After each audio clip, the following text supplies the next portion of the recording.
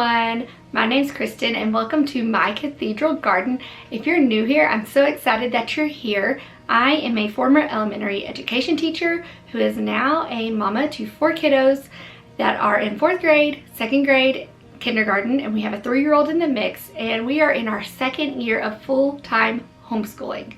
So that is really fun. Today I thought I would just give you a mid-year update.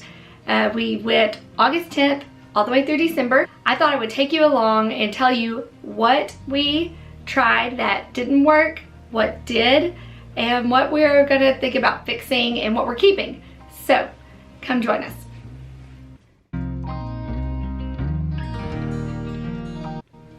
So I'm gonna start out giving you a tiny little recap of the beginning of our year. We started in August and we live in Texas. It's hot, which is why we started as early as we did, because we can't even really go outside. The only place you can go and be halfway comfortable is a pool, which we did still go and do a lot of. But if you're going to be inside, we might as well make use of the time so we could have a more extended break at the end of the year when the weather is much more fair. And that was a great decision. I love that we did that. But the beginning of the year was hard. Very, very hard. And I am an elementary school teacher. I was at one point. I've done first days of school. I know what it's like to have a crowd of kids in a room. I know how to control a room of kids and how to teach a room of kids. But teaching 3 different grades in one room, that is a completely different avenue and a completely different set of skills that I have struggled with how to cultivate in my own self. So when we began the beginning of this 2020-2021 school year, I had a really hard time trying to figure out how to get a good flow going. Now, if you're a homeschool mom, you know what I'm talking about. Figuring out what subjects and what kids to put in what order to make your day go as smoothly as possible so you can finish as early as possible. You are the least amount of frustrated between you and your kids, or your kids have the least amount of frustration, and you still are able to get other things done like laundry and meals. So we really struggled at the beginning of this year and for quite a while, for a few weeks, if not a month, trying to figure out how to not be doing school still at 3:30 in the afternoon. Now, I think there are a few reasons for this. One is because I am teaching 3 different grades, and 2 of those grades were not fluent in reading at the beginning of the year. So I have a kindergartner that I am teaching to read who cannot read anything for herself.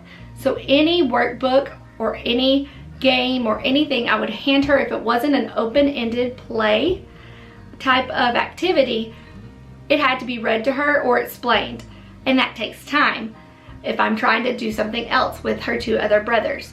I had a 2nd grader who is somewhat of a struggling reader, and so at the beginning of the year I could not be assured that he would be able to read an instruction, halfway teach it to himself, and carry out the activity. So I could not hand him anything too strenuous such as math and say, okay, read your instructions and do what they say and circle it if you need help. I can do that now, but at the beginning of the year I could not. And then there was my 4th grader who is a fluent reader, but he was really, really struggling at the beginning of the year. And looking back, I figured out it's because he had all new curriculum. I kept nothing the same for him, and that was completely unintentional, but bless his little heart, he had to figure out how to do the work required of him by these other curriculums that he had never seen before. And all curriculums, if you're not following the same step in line of them, they start out in someplace different. So that was really hard at the beginning of the year. And it's part of the reason why we struggled so much. That and my expectations. And what I mean by expectations is not the expectations I had on my kids. I think those were just fine, but it was the expectation of the amount of time it was going to take for us to complete a school day. I thought we could for sure be done by lunch. And maybe that's the case. Maybe I'm still doing something wrong. But currently, with me having to teach 2 different reading lessons, phonics reading lessons for kindergarten, and we're still working on the tail end of phonics for 2nd grade, and 3 different math curriculums, and an English language arts curriculum, a writing curriculum, and then our family subjects such as history and science and geography. It's taking a while, and I'm finally to the point now to where I'm okay with that. I just know going into it, it won't always be this way, but those lessons, those reading lessons and those math lessons are gonna take a little bit of time, and they're going to be teacher intensive. They just are, and that is okay. So that is where we were at the beginning of this year, and where I'm gonna pick up now with my 4th grader. I'm gonna talk about him first, and then go to my 2nd grader, and then go to my kindergartner, and finish out with our family subjects. So now that you know what the beginning of our year was like, that it was a struggle to find our flow, to figure out the routine, and then to learn all new curriculum, I'm gonna start by my 4th grader, who I had all that new curriculum for. In my previous videos from the end of last year, when he finished 3rd grade, I had said for math that we had done Horizons, but we probably would not continue. And you can go and see the reasoning for that, the multiple reasons for that, in that video. I'll link it down below. But the main reason was that the teacher's manual, while it was very thick and had all the student objectives, it did not really teach him in the book or me in the manual how to teach and do the concepts. So while Horizons was great and he learned so much, he learned a ton, I knew with that in 4th grade we were going to start getting to the concepts that I could no longer just remember how to teach at the drop of a hat. I was going to need more guidance and instruction myself, so that way I could properly teach him. So we switched his math curriculum. We tried Saxon Math at the beginning of the year. I'm talking within the 1st week. I wish I would not have done that. Saxon Math, I think, would have been great. It was Saxon Math 5-4, which is where they begin to learn from their own textbook. So they read the instructions on how to complete a problem, and then they practice it and they do it, and it's very thorough. However, like I said before, he got all new curriculum, and he was just completely overwhelmed and was just really struggling in all areas, trying to make sense of his world. And so what I wish I would have done is I wish I would have given it a little more time. I wish I would have taken a step back, said, you know what, we don't have to do math this week. Let's learn this curriculum, and this is what we're concentrating on right now. Give it that a week and add in something new once he had that other curriculum down pat, instead of trying to introduce 3 or 4 new ones to him. So I wish I would have given that more time, because Saxon 5-4 was very, very thorough, and I think he would have caught on pretty quickly had he just had the brain space and capacity and the emotional capacity, instead of having all this anxiety of not understanding any of it. I wish I would have given him more time.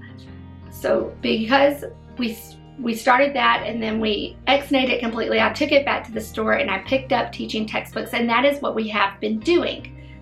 It is okay. He is not a fan of it, and this computer is really old and I cannot get the new version to download. It's not online anymore. It's a desktop version, which is great. It's new and it's got a bunch of really cool new things, but I can't get it to download and I can't get anyone on the phone. So that's an issue. He is also just not really liking it at all. He is my visual kid. He needs somebody to kind of sit there and show him and write it out and as an actual person. And with teaching textbooks, if you're learning a multiplication problem and it says 12 times 7, 12 times 7 is just going to appear. You're not going to see someone physically write out 12 times 7 and then solve it. And for him, that was tricky. He is not a very good auditory learner. He is much more of a kinesthetic visual learner. So teaching textbooks, while he is getting the concepts, is more of a frustration. So before we started back for this new semester, I picked up a BJU math book and we have done a few pages out of it. I am worried. that starting a new curriculum, brand new curriculum at the beginning, but in the middle of the year may not be my best thing. I wonder if I should just have him continue on with teaching textbooks and just kind of know that we need to go a different way next year. We're trying out BJU to see what happens, and maybe we just need to do it through the summer. There are plenty of options there. Okay, I've spent enough time on math. I'm gonna go now into Fix-It Grammar. That is going great, and I did not think it would. I thought it was going to be too easy, but it has gone really well. It is not very teacher intensive. I might have to do a Learn It section with him and read something with him at the beginning of the week. And then each day I have to check one sentence that he has done and corrected. So that's not very teacher intensive either. If he got anything wrong, we talk about it. He rewrites the sentence in the other section of his notebook. And so once he's done, he will have rewritten an entire story. And then he also has to look up a vocabulary word. And I do make him look that up in a dictionary. I don't just hand him my phone and have him Google it or ask Alexa or anything like that, though I could. I really would love him to be able to have some really good dictionary skills and know how to look things up and sequence things. So that has gone really well. I don't know if we'll continue it because he's not learning sentence diagramming. I wouldn't call it that, but he is learning how to edit and all the terms and things such as that. But as far as a completely formal language arts, it just depends on what you want. And in my case, I'm not sure exactly what I'm after yet, and that's okay. But the curriculum is going well. The next thing that he was doing was IEW, the Institute for Excellence in Writing, Level A Structure and Style. And that is a video writing course by Andrew Pudewa. And he is awesome. I love that it was a video course, but it was intense. Oh my word, it was so intense. First of all, the lessons were long. Granted, they were taught by Mr. Pudewa himself, but they suggest that the teacher sit in there with him. I've got 2 other kids I've got at school as well, and a 3-year-old. I did not have 45 minutes to go and just watch a curriculum with him. And that sounds really bad to say, but I just don't have that. That's why I bought the video curriculum in the first place. So he would go and watch it and then complete whatever it is that he was supposed to be completing with this class that he was watching. It was not live, it was a filmed class. And while Mr. Pudewa was engaging and the content is wonderful, I don't really feel it's developmentally appropriate for my 4th grader, especially at the basic level, which is what that said it was. There are some things that you need to elevate your teaching for so your student has something to reach for. And there are some kids that are just naturally really good at things. And my kid is a decent writer and he liked to write. He loved to write stories and things like that. But he did not really have a good basis or grasp yet on just simple writing techniques like how to write a persuasive paper or how to write an informative paper or things like that. And while they did cover that in IEW, it was also with a bunch of other stylistic writing included. So for example, every paragraph had to have a who which clause, a strong verb, a because clause. You had to reiterate the topic sentence in your bottom sentence and for every single paragraph. And sometimes that just isn't possible, such as your introduction. But for my rule follower kid, it was hard to kind of get that push-pull from him. It also took a long time for me to edit his papers. So he would bring them to me at the end of the week and I would have to sit down and edit them. And he is a 4th grade boy who's never had formal writing. So while I stylistically could see exactly what he needed to do with his papers, because A, I love writing, it's a passion, and B, I'm an adult, he could not. So I would sit there and basically rewrite his papers and try to lead him, and it felt like I was teaching it all over again. And sometimes he just wasn't getting it. It was going over his head. I don't want you to sit here and think that he did not care or isn't very smart, because he is. He very much is. It was the curriculum that is great, but I think I would put it for maybe a 6th, 7th grader, honestly. He just wasn't at the right maturity level. So we kept up with that for about 10 weeks. But around Thanksgiving, we stopped, and I'm looking for something else different. I'm gonna have him do writing prompts. We still will practice writing, and I'm debating buying The Good and the Beautiful Level 3 for him to do and finish out the rest of this year with, and kind of have that replace for sure our IEW and possibly Fix It Grammar if it becomes too much. It makes it too long for him to do in one day. We'll see. I am still debating that currently. So I believe that that was all of his stuff that I might be switching around or changing and or we really liked. So from there, I'm going to move on to my 2nd grader.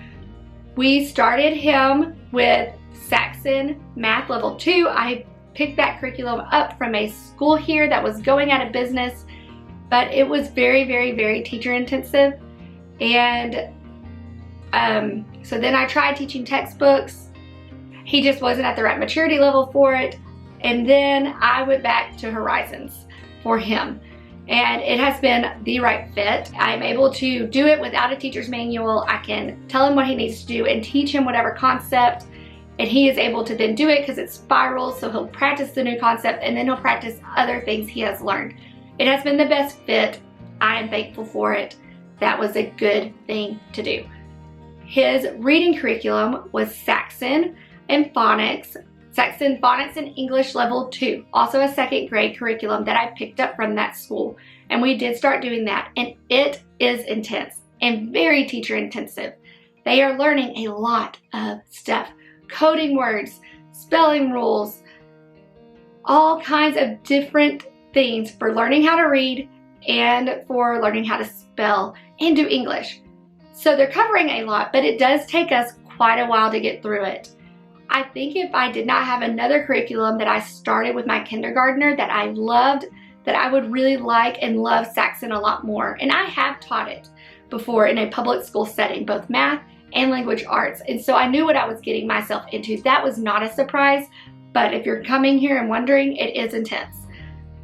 I would have switched him to All About Reading Level 2, but they were out of stock at the beginning of the year, and by the time it was back in stock, we had already been rolling with Saxon Phonics Level 2 that I did not want to switch it up on him. So, is there something better out there? Maybe. He is my struggling reader, so remembering all these rules, having the rules is great, but remembering all the rules might be an issue.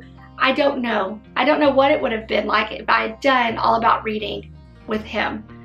But that's okay because we are trucking right along and he is reading. He is reading. He just might always be my late bloomer, and that's okay. He was my late bloomer everywhere else. He did not talk until late. He did not walk until late or crawl until late. He is just a very content little kid, and that is just fine. So I'm trying to just remember to go at his own pace and not to push him too hard. So that is my 2nd grader. Moving on to my kindergartner. She only has math and reading. I picked up Horizons for her. It's been great. I will say I do wonder or wish that it was more hands-on. It is just workbook style, which I knew going into it. It's also rigorous, which I knew going into it. So we're getting to some things for kindergartners that I believe are too abstract and not developmentally appropriate. And there's also some things in there that I believe they are hoping that you are doing elsewhere, such as place value and calendar, which as a former elementary education teacher, I think you should be doing those things every day anyway. And that is for 2nd and down. That calendar, place value, all of that should be a part of your daily routine if you would like them to learn those things down pat. If you are interested, I do have a video that I will link below where I have you come and do a calendar time with us. And you can see how we do that on a hopefully daily basis. I am not perfect. We do skip days here. And then I also have All About Reading for her, and I did flip-flop for the longest time for what to get for her to learn to read. I taught first grade, so I've taught kids how to read, and I've used a few different curriculums to do that. But I was very nervous about this because I felt like with my little guy that's now in second grade, when he was in first grade with me last year, that I really missed the mark on his reading curriculum. Now, I did my due diligence. I researched as much as I could. I watched as many videos as I could. I talked to people. I showed it to other educators and other homeschool moms. But the curriculum that we ended up choosing just did not fit for him. It went too slow. You had to have other parts of it that I didn't know. It just wasn't right. And I feel like that kind of hindered him a little bit, especially with him being a late bloomer / struggling reader anyway. So I was desperate to not make the same mistake again. And thankfully, I did not. I chose All About Reading, and I'm so glad I did. It has been phenomenal. She is actually doing level 1 because she already knew her letter sounds and she could recognize her letters easily. So I moved her into level 1, and she is reading. She is reading decently well. Now, she will still make some of the same mistakes that are normal for her age group, putting in some sounds that aren't there or skipping over sounds that are, but for the most part, I've been so impressed by everything she has learned and what she's able to read.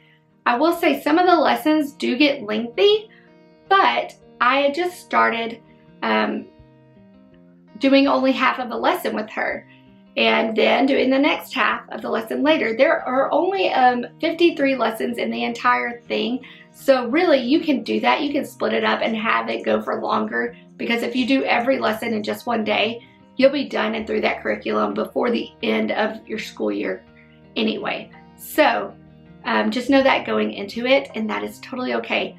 They have a bunch of really engaging activities in there. She enjoys it. There's lots of reading words. She is learning a lot. 10 out of 10, would recommend it. And I'm just so glad, because it is the one thing that I am sure of that we will do the same. I will reorder it again, and we will do it with my 3-year-old when it is her turn to learn to read. And that is every homeschool mom's dream, is to find the stuff that works, that fits. Okay, so that is it for all of my kids' individual subjects / how the beginning of the year went for us.